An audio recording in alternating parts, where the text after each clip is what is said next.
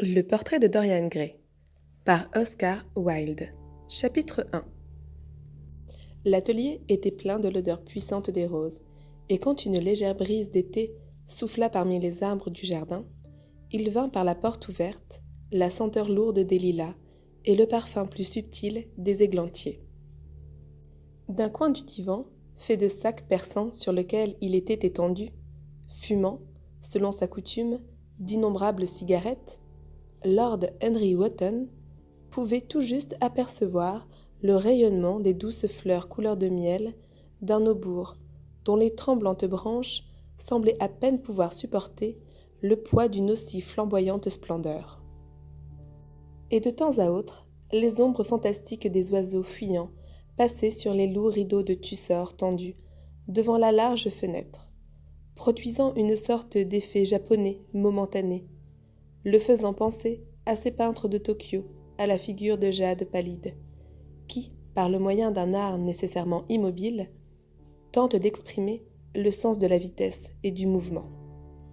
Le murmure monotone des abeilles cherchant leur chemin dans les longues herbes non fauchées ou voltigeant autour des poudreuses baies dorées d'un chevrefeuille isolé faisait plus oppressant encore ce grand calme. Le sourd grondement de Londres semblait comme la note bourdonnante d'un orgue éloigné. Au milieu de la chambre, sur un chevalet droit, s'érigeait le portrait grandeur nature d'un jeune homme d'une extraordinaire beauté. Et en face, était assis, un peu plus loin, le peintre lui-même, Basil Hallward, dont la disparition soudaine, quelques années auparavant, avait causé un grand émoi public et donné naissance à tant de conjectures. Comme le peintre regardait la gracieuse et charmante figure que son art avait si subtilement reproduite, un sourire de plaisir passa sur sa face et parut s'y attarder.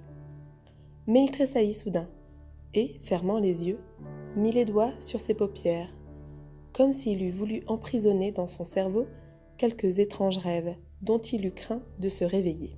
« Ceci est votre meilleure œuvre, Basil, la meilleure chose que vous ayez jamais faite, dit Lord Henry languissamment.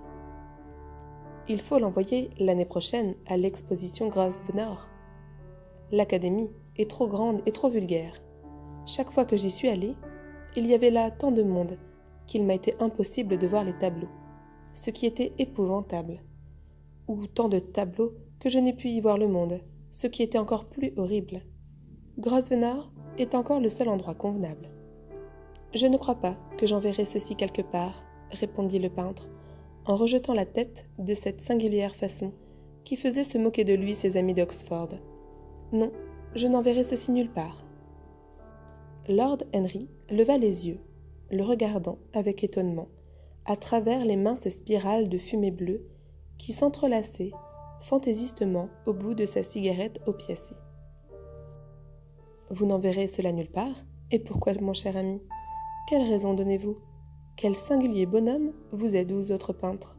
Vous remuez le monde pour acquérir de la réputation. Aussitôt que vous l'avez, vous semblez vouloir vous en débarrasser. C'est ridicule de votre part, car s'il n'y a qu'une chose au monde pire que la renommée, c'est de n'en pas avoir. Un portrait comme celui-ci vous mettrait au-dessus de tous les jeunes gens de l'Angleterre et rendrait les vieux jaloux si les vieux pouvaient encore ressentir quelques émotions. Je sais que vous rirez de moi, répliqua-t-il, mais je ne puis réellement l'exposer.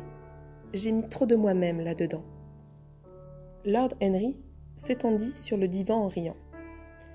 Je savais que vous ririez, mais c'est tout à fait la même chose. Trop de vous-même? Sur ma parole, Basil, je vous ne savais pas si vain. Je ne vois vraiment pas de ressemblance entre vous, avec votre rude et forte figure, votre chevelure noire comme du charbon, et ce jeune Adonis, qui a l'air fait d'ivoire et de feuilles de rose. Car mon cher, c'est Narcisse lui-même, tandis que vous, il est évident que votre face respire l'intelligence et le reste, mais la beauté, la réelle beauté, finit où commence l'expression intellectuelle. L'intellectualité est en elle-même un mode d'exagération, et détruit l'harmonie de n'importe quelle face. Au moment où l'on s'assoit pour penser, on devient tout nez ou tout front, ou quelque chose d'horrible. Voyez les hommes ayant réussi dans une profession savante. Combien ils sont parfaitement hideux. Excepté naturellement dans l'Église. Mais dans l'Église, ils ne pensent point. Un évêque dit à l'âge de 80 ans ce qu'on lui a appris à dire à 18. Et la conséquence naturelle en est qu'il a toujours l'air charmant. Votre mystérieux jeune ami, dont vous ne m'avez jamais dit le nom, mais dont le portrait me fascine réellement, n'a jamais pensé, je suis sûre de cela. C'est une admirable créature sans cervelle, qui pourrait toujours, ici, nous remplacer en hiver les fleurs absentes, et nous rafraîchir l'intelligence en été. Ne vous flattez pas, Basile, vous ne lui ressemblez pas le moins du monde. Vous ne me comprenez point, Harry, répondit l'artiste. Je sais bien que je ne lui ressemble pas. Je le sais parfaitement bien. Je serais même fâchée de lui ressembler. Vous levez les épaules? Je vous dis la vérité. Une fatalité pèse sur les distinctions physiques et intellectuelles. Cette sorte de fatalité qui suit à la piste à travers l'histoire les faux pas des rois. Il vaut mieux ne pas être différent de ses contemporains. Les laids et les sots sont les mieux partagés sous ce rapport dans ce monde. Ils peuvent s'asseoir à leur aise et bâiller au spectacle. S'ils ne savent rien de la victoire, la connaissance de la défaite leur est épargnée. Ils vivent comme nous voudrions vivre, sans être troublés, indifférents et tranquilles. Ils n'importunent personne, ni ne sont importunés.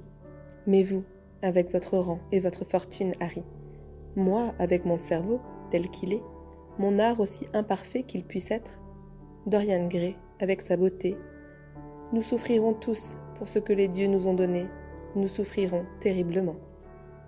Dorian Gray? Est-ce son nom? Demanda Lord Henry, en allant vers Basil Hallward. Oui, c'est son nom. Je n'avais pas l'intention de vous le dire. Et pourquoi? Oh, je ne puis vous l'expliquer. Quand j'aime quelqu'un intensément, je ne dis son nom à personne. C'est presque une trahison. J'ai appris à aimer le secret. Il me semble que c'est la seule chose qui puisse nous faire la vie moderne mystérieuse ou merveilleuse. La plus commune des choses nous paraît exquise si quelqu'un nous la cache. Quand je quitte cette ville, je ne dis à personne où je vais. En le faisant, je perdrai tout mon plaisir. C'est une mauvaise habitude, je l'avoue, mais en quelque sorte, elle apporte dans la vie une part de romanesque. Je suis sûre que vous devez me croire fou à m'entendre parler ainsi. Pas du tout, répondit Lord Henry. Pas du tout, mon cher Basil. Vous semblez oublier que je suis mariée, et que le seul charme du mariage est qu'il fait une vie de déception absolument nécessaire aux deux parties. Je ne sais jamais où est ma femme, et ma femme ne sait jamais ce que je fais. Quand nous nous rencontrons, et nous nous rencontrons de temps à autre, quand nous dînons ensemble dehors, ou que nous allons chez le duc, nous nous contons les plus absurdes histoires de l'air le plus sérieux du monde. Dans cet ordre d'idées, ma femme m'est supérieure. Elle n'est jamais embarrassée pour les dates, et je le suis toujours. Quand elle s'en rend compte, elle ne me fait point de scène. Parfois, je désirerais qu'elle m'en fît, mais elle se contente de me rire au nez. Je n'aime pas cette façon de parler de votre vie conjugale, Harry, dit Basil Hallward, en allant vers la porte conduisant au jardin. Je vous crois un très bon mari honteux de ses propres vertus. Vous êtes un être vraiment extraordinaire. Vous ne dites jamais une chose morale, et jamais vous ne faites une chose mauvaise. Votre cynisme est simplement une pose. Être naturel est aussi une pose, et la plus irritante que je connaisse, s'exclama en riant Lord Henry. Les deux jeunes gens s'en allèrent ensemble dans le jardin, et s'assirent sur un long siège de bambou, posé à l'ombre d'un buisson de laurier. Le soleil glissait sur les feuilles polies, de blanches marguerites tremblaient sur le gazon. Après un silence, Lord Henry tira sa montre. « Je dois m'en aller, Basil, » murmura-t-il. « Mais avant de partir, j'aimerais avoir une réponse à la question que je vous ai posée tout à l'heure. »« Quelle question ?» dit le peintre, restant les yeux fixés à terre. « Vous la savez. »« Mais non, Harry. »« Bien, je vais vous la redire. J'ai besoin que vous m'expliquiez pourquoi vous ne voulez pas exposer le portrait de Dorian Gray. Je désire en connaître la vraie raison. » Je vous l'ai dite. Non pas. Vous m'avez dit que c'était parce qu'il y avait beaucoup trop de vous-même dans ce portrait. Cela est enfantin. Harry, dit Basil Hallward, le regardant droit dans les yeux, tout portrait peint compréhensivement est un portrait de l'artiste, non du modèle. Le modèle est purement l'accident, l'occasion. Ce n'est pas lui qui est révélé par le peintre, c'est plutôt le peintre qui, sur la toile colorée, se révèle lui-même. La raison pour laquelle je n'exhiberai pas ce portrait consiste dans la terreur que j'ai de montrer par lui le secret de mon âme. Lord Henry se mit à rire. « Et quel est-il » ? « Je vous le dirai, » répondit Hallward, la figure assombrie. « Je suis tout oreille. » Basil continua son compagnon. « Oh, c'est vraiment peu de choses, Harry, » repartit le peintre. « Et je crois bien que vous ne le comprendrez point. Peut-être à peine le croirez-vous. » Lord Henry sourit. Se baissant, il cueillit dans le gazon une marguerite aux pétales rosés et l'examinant. « Je suis tout à fait sûr que je comprendrai cela, » dit-il en regardant attentivement le petit disque doré aux pétales blancs. « Et quant à croire aux choses, je les crois toutes, pourvu qu'elles soient incroyables. » Le vent détacha quelques fleurs des arbustes, et les lourdes grappes de lilas se balancèrent dans l'air languide. Une cigale stridula près du mur, et comme un fil bleu, passa une longue et mince libellule, dont on entendit frémir les brunes ailes de gaz. Lord Henry restait silencieux, comme s'il avait voulu percevoir les battements du cœur de Basil Hallward, se demandant ce qui allait se passer. « Voici l'histoire, » dit le peintre après un temps. « Il y a 2 mois, j'allais en soirée chez Lady Brandon. Vous savez que nous autres, pauvres artistes, nous avons à nous montrer dans le monde de temps à autre, juste assez pour prouver que nous ne sommes pas des sauvages. Avec un habit et une cravate blanche, tout le monde, même un agent de change, peut en arriver à avoir la réputation d'être un être civilisé. J'étais donc dans le salon depuis une dizaine de minutes, causant avec des douairières lourdement parées ou de fastidieux académiciens, quand soudain je perçus obscurément que quelqu'un m'observait. Je me tournai à demi et pour la première fois, je vis Dorian Gray. Nos yeux se rencontrèrent et je me sentis pâlir. Une singulière terreur me poignit.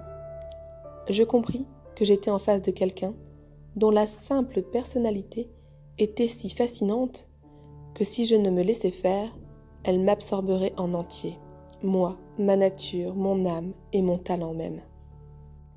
Je ne veux aucune ingérence extérieure dans mon existence. Vous savez, Harry, combien ma vie est indépendante. J'ai toujours été mon maître. Je l'avais, tout au moins, toujours été. Jusqu'au jour de ma rencontre avec Dorian Gray. Alors, mais je ne sais comment vous expliquer ceci, quelque chose semblait me dire que ma vie allait traverser une crise terrible. J'eus l'étrange sensation que le destin me réservait d'exquises joies et des chagrins exquis. Je m'effrayai et me disposai à quitter le salon. Ce n'est pas ma conscience qui me faisait agir ainsi. Il y avait une sorte de lâcheté dans mon action. Je ne vis point d'autre issue pour m'échapper. La conscience et la lâcheté sont réellement les mêmes choses, Basil. La conscience est le surnom de la fermeté, c'est tout. Je ne crois pas cela, Harry, et je pense que vous ne le croyez pas non plus. Cependant, quel qu'en fût alors le motif, c'était peut-être l'orgueil, car je suis très orgueilleux. Je me précipitai vers la porte. Là, naturellement, je me heurtai contre Lady Brandon. « Vous n'avez pas l'intention de partir si vite, monsieur Hallward » s'écria-t-elle. « Vous connaissez le timbre aigu de sa voix. »« Oui, elle me fait l'effet d'être un paon en toutes choses, excepté en beauté, » dit Lord Henry, effeuillant la marguerite de ses longs doigts nerveux. Je ne pus me débarrasser d'elle. Elle me présenta à des altesses et à des personnes portant étoiles et jarretières, à des dames mûres affublées de tiares gigantesques et de nez de perroquet. Elle parla de moi comme de son meilleur ami. Je l'avais seulement rencontrée une fois auparavant, mais elle s'était mise en tête de me lancer. Je crois que l'un de mes tableaux avait alors un grand succès, et qu'on en avait parlé dans les journaux de dessous, qui sont, comme vous le savez, les étendards d'immortalité du XIXe siècle. Soudain, je me trouvai face à face avec le jeune homme, dont la personnalité m'avait si singulièrement intriguée. Nous nous touchions presque. De nouveau, nos regards se rencontrèrent. Ce fut indépendant de ma volonté, mais je demandai à Lady Brandon de nous présenter l'un à l'autre. Peut-être, après tout, n'était-ce pas si téméraire, mais simplement inévitable. Il est certain que nous nous serions parlé, sans présentation préalable. J'en suis sûre pour ma part, et Dorian plus tard me dit la même chose. Il avait senti lui aussi que nous étions destinés à nous connaître. « Et comment Lady Brandon vous parla-t-elle de ce merveilleux jeune homme ?» demanda l'ami. Je sais qu'elle a la marotte de donner un précis rapide de chacun de ses invités. Je me souviens qu'elle me présenta une fois à un apoplectique et truculent gentleman, couvert d'ordre et de rubans, et sur lui me souffla à l'oreille, sur un mode tragique, les plus absourdissants détails qui durent être perçus de chaque personne alors dans le salon. Cela me mit en fuite. J'aime connaître les gens par moi-même. Lady Brandon traite exactement ses invités comme un commissaire-priseur ses marchandises. Elle explique les manies et coutumes de chacun, mais oublie naturellement tout ce qui pourrait vous intéresser au personnage. Lady Brandon, vous êtes dur pour elle, observa nonchalamment Hallward. Mon cher ami, elle essaya de fonder un salon et elle ne réussit qu'à ouvrir un restaurant. Comment pourrais-je l'admirer? Mais dites-moi, que vous confia-t-elle sur M. Dorian Gray? Oh, quelque chose de très vague dans ce genre. Charmant garçon. Sa pauvre mère et moi étions inséparables. Tout à fait oublié ce qu'il fait, ou plutôt, je crains qu'il ne fasse rien. Ah si, il joue du piano. Ne serait-ce pas plutôt du violon, mon cher monsieur Gray? Nous ne pûmes tous deux nous empêcher de rire, et du coup, nous devînmes amis. L'hilarité n'est pas du tout un mauvais commencement d'amitié, et c'est loin d'en être une mauvaise fin, dit le jeune lord, en cueillant une autre marguerite. Hallward secoua la tête. Vous ne pouvez comprendre, Harry, murmura-t-il. Quelle sorte d'amitié ou quelle sorte de haine cela peut devenir dans ce cas particulier. Vous n'aimez personne, ou, si vous le préférez, personne ne vous intéresse. Comme vous êtes injuste, s'écria Lord Henry, mettant en arrière son chapeau et regardant au ciel les petits nuages qui, comme les floches d'écheveau d'une blanche soie luisante, fuyaient dans le bleu profond de turquoise de ce ciel d'été. Oui, horriblement injuste.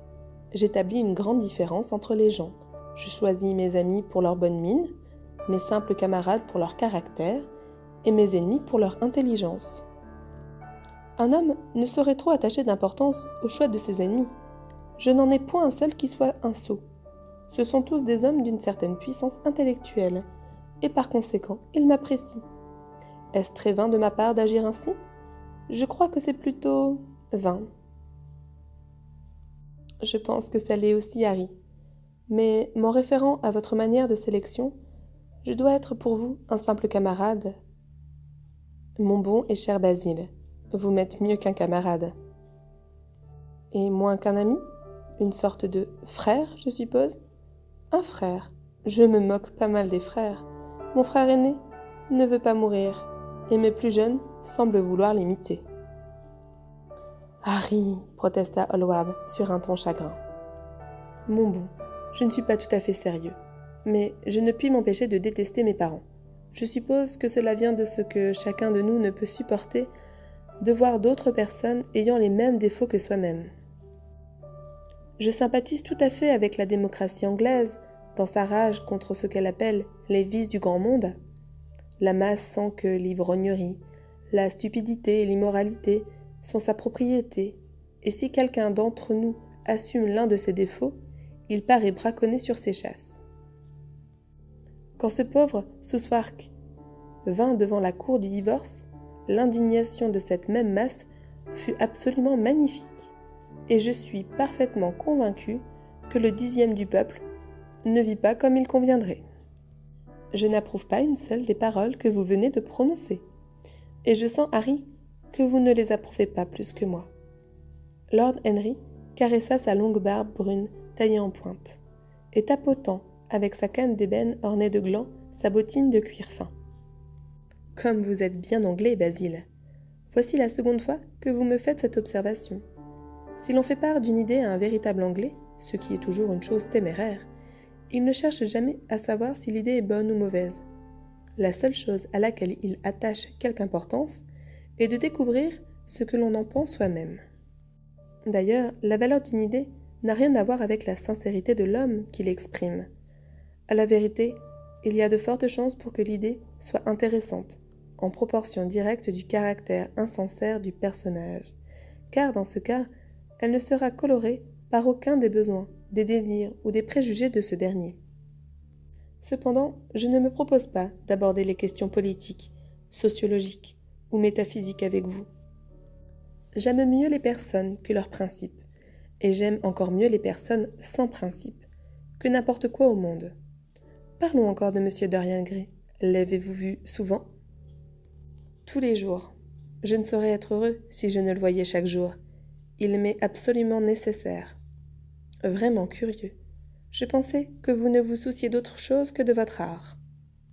Il est tout mon art maintenant, répliqua le peintre, gravement. Je pense quelquefois, Harry, qu'il n'y a que deux ères de quelque importance dans l'histoire du monde. La première est l'apparition d'un nouveau moyen d'art, et la seconde, l'avènement d'une nouvelle personnalité artistique. Ce que la découverte de la peinture fut pour les Vénitiens, la phase d'Antinoüs pour l'art grec antique, Dorian Gray me le sera quelque jour. Ce n'est pas simplement parce que je le peins, que je le dessine ou que j'en prends des esquisses. J'ai fait tout cela d'abord. Il m'est beaucoup plus qu'un modèle. Cela ne veut point dire que je sois peu satisfait de ce que j'ai fait d'après lui ou que sa beauté soit telle que l'art ne la puisse rendre. Il n'est rien que l'art ne puisse rendre, et je sais fort bien que l'œuvre que j'ai faite depuis ma rencontre avec Dorian Gray est une belle œuvre, la meilleure de ma vie. Mais d'une manière indécise et curieuse, je m'étonne que vous puissiez me comprendre. Sa personne m'a suggéré une manière d'art entièrement nouvelle, un mode d'expression entièrement nouveau. Je vois les choses différemment, je les pense différemment. Je puis maintenant vivre une existence qui m'était cachée auparavant. Une forme rêvée en des jours de pensée. Qui a dit cela? Je ne m'en souviens plus, mais c'est exactement ce que Dorian Gray m'a été. La simple présence visible de cet adolescent, car il ne me semble guère qu'un adolescent, bien qu'il ait plus de 20 ans, la simple présence visible de cet adolescent. Ah, je m'étonnerais que vous puissiez vous rendre compte de ce que cela signifie. Inconsciemment, il définit pour moi les lignes d'une école nouvelle, d'une école qui unirait la passion de l'esprit romantique à la perfection de l'esprit grec. L'harmonie du corps et de l'âme, quel rêve! Nous, dans notre aveuglement, nous avons séparé ces deux choses et avons inventé un réalisme qui est vulgaire, une idéalité qui est vide. Harry, ah, si vous pouviez savoir ce que m'est Dorian Gray. Vous vous souvenez de ce paysage pour lequel Angway m'offrit une somme si considérable, mais dont je ne voulus me séparer? C'est une des meilleures choses que j'ai jamais faites. Et savez-vous pourquoi? Parce que, tandis que je le peignais, Dorian Gray était assis à côté de moi. Quelque subtile influence passa de lui en moi-même, et pour la première fois de ma vie, je surpris dans le paysage ce je ne sais quoi que j'avais toujours cherché et toujours manqué. Basile, cela est stupéfiant. Il faut que je voie ce Dorian Gray. Hallward se leva de son siège et marcha de long en large dans le jardin. Il revint un instant après. « Harry, dit-il, Dorian Gray, mais simplement un motif d'art. Vous ne verrez rien en lui. Moi, j'y vois tout. Il n'est jamais plus présent dans ma pensée que quand je ne vois rien de lui, me le rappelant. Il est une suggestion, comme je vous l'ai dit, d'une nouvelle manière. Je le trouve dans les courbes de certaines lignes, dans l'adorable et le subtil de certaines nuances, c'est tout. » « Alors, pourquoi ne voulez-vous point exposer son portrait ?» demanda de nouveau Lord Henry.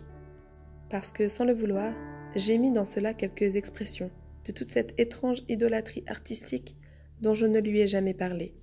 Il n'en sait rien, il l'ignorera toujours, mais le monde peut la deviner, et je ne veux découvrir mon âme au bas regard quêteur. Mon cœur ne sera jamais mis sous un microscope. Il y a trop de moi-même dans cette chose, Harry, trop de moi-même. Les poètes ne sont pas aussi scrupuleux que vous l'êtes. Ils savent combien la passion, utilement divulguée, aide à la vente. Aujourd'hui, un cœur brisé se tire à plusieurs éditions. Je les hais pour cela, clama Hallward. Un artiste doit créer de belles choses, mais ne doit rien mettre de lui-même en elles. Nous vivons dans un âge où les hommes ne voient l'art que sous un aspect autobiographique. Nous avons perdu le sens abstrait de la beauté. Quelques jours, je montrerai au monde ce que c'est, et pour cette raison, le monde ne verra jamais mon portrait de Dorian Gray. Je pense que vous avez tort, Basil, mais je ne veux pas discuter avec vous. Je ne m'occupe que de la perte intellectuelle. Dites-moi, Dorian Gray, vous aime-t-il ? Le peintre sembla réfléchir quelques instants. Il m'aime, répondit-il après une pause. Je sais qu'il m'aime. Je le flatte beaucoup, cela se comprend. Je trouve un étrange plaisir à lui dire des choses que Serge serait désolé d'avoir dites. D'ordinaire, il est tout à fait charmant avec moi, et nous passons des journées dans l'atelier à parler de 1000 choses. De temps à autre, il est horriblement étourdi, et semble trouver un réel plaisir à me faire de la peine. Je sens, Harry, que j'ai donné mon âme entière à un être qui la traite comme une fleur à mettre à son habit, comme un bout de ruban pour sa vanité, comme la parure d'un jour d'été. Les jours d'été sont bien longs, souffla Lord Henry. Peut-être vous fatigueriez-vous de lui plutôt qu'il ne le voudra ? C'est une triste chose à penser, mais on ne saurait douter que l'esprit dure plus longtemps que la beauté. Cela explique pourquoi nous prenons tant de peine à nous instruire. Nous avons besoin pour la lutte effrayante de la vie de quelque chose qui demeure, et nous nous emplissons l'esprit de ruines et de faits, dans l'espérance niaise de garder notre place. L'homme bien informé, voilà le moderne idéal. Le cerveau de cet homme bien informé est une chose étonnante. C'est comme la boutique d'un bric-à-brac, où l'on trouverait des monstres et de la poussière, et toute chose cotée au-dessus de sa réelle valeur. Je pense que vous fatiguerez le premier, tout de même. Quelques jours, vous vous regarderez votre ami, et il vous semblera que ça n'est plus ça. Vous n'aimerez plus son teint ou toute autre chose. Vous le lui reprocherez au fond de vous-même, et finirez par penser qu'il s'est mal conduit envers vous. Le jour suivant, vous serez parfaitement calme et indifférent. C'est regrettable car cela vous changera. Ce que vous m'avez dit est tout à fait un roman d'art, l'appellerais-je. Et le désolant de cette manière de roman est qu'il vous laisse un souvenir peu romanesque. Harry, ne parlez pas comme cela. Aussi longtemps que Dorian Gray existera, je serai dominé par sa personnalité. Vous ne pouvez sentir de la même façon que moi. Vous changez trop souvent. Et, mon cher Basil, c'est justement à cause de cela que je sens. Ceux qui sont fidèles connaissent seulement le côté trivial de l'amour. C'est la trahison qui en connaît les tragédies. Et Lord Henry, frottant une allumette sur une jolie boîte d'argent, commença à fumer, avec la placidité d'une conscience tranquille, et un air satisfait, comme s'il avait défini le monde en une phrase. Un vol piaillant de passereaux s'abattit dans le vert profond des lierres. Comme une troupe d'hirondelles, l'ombre bleue des nuages passa sur le gazon. Quel charme s'émanait de ce jardin! Combien, pensait Lord Henry, étaient délicieuses les émotions des autres, beaucoup plus délicieuses que leurs idées, lui semblait-il. Le soin de sa propre âme et les passions de ses amis, telles lui paraissaient être les choses notables de la vie.